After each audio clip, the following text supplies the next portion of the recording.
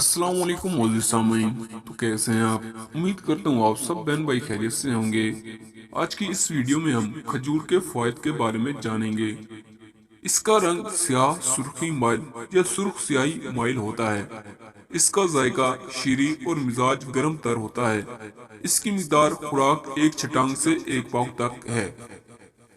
अब इसके फ़वाइद क्या हैं? खजूर खून पैदा करती है, बदन को फरबा करती है। जब रसूल सल्लल्लाहु अलैहि वसल्लम ने मक्का से मदीना हिजरत फरमाई तो अहले मदीना ने खजूर के पत्ते हिला हिला कर इस्तकबाल किया। बुखार शरीफ की एक हदीस के मुताबिक रसूल पाक सल्लल्लाहु अलैहि वसल्लम ने सुबह को खजूरें खाने की तलकीन फरमाई है। रसूल पाक सल्लल्लाहु अलैहि वसल्लम ने बीमारी के बाद कुछ दिनों तक खजूर खाने से मना फरमाया है। बाज़ मुफस्सरीन ने सूरत मरियम की तफसीर बयान करते हुए खजूर को हामला औरतों के लिए मुफीद बताया है। खजूर अच्छी सेहत के लिए बेहतरीन टांक है।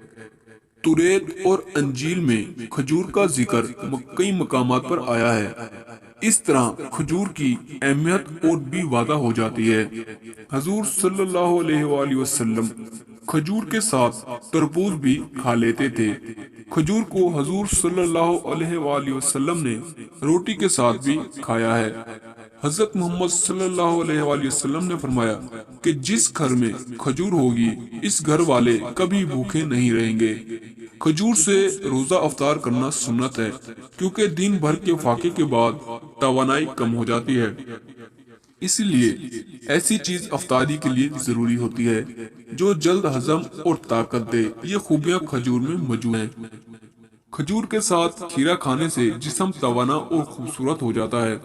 हजूर सल्लल्लाहु अलैहि वसल्लम ने फरमाया कि मेरे नजदीक औरतों के लिए हैज की कसरत के लिए खजूर से बेहतर फल और मरीज के लिए शहद से बेहतर कोई दवाई नहीं। खजूर को धोकर दूध में उबालकर देना ज़ियादगी के बाद कमजोरी और बीमारी के बाद की कमजोरी को दूर करता है। हजूर सल्लल्लाहु अलैहि वसल्लम ने फरमाया दरख्त पर पकी हुई खजूर सबसे बेहतरीन होती है। अगर खजूर को नहार मुंह खाया जाए तो ये पेट के कीड़े मार देती है। और अगर आपको हमारी वीडियो पसंद आई हो तो वीडियो को लाइक करें और चैनल को सब्सक्राइब करें। तो मिलते हैं अगली वीडियो में, तब तक के लिए अल्लाह हाफिज।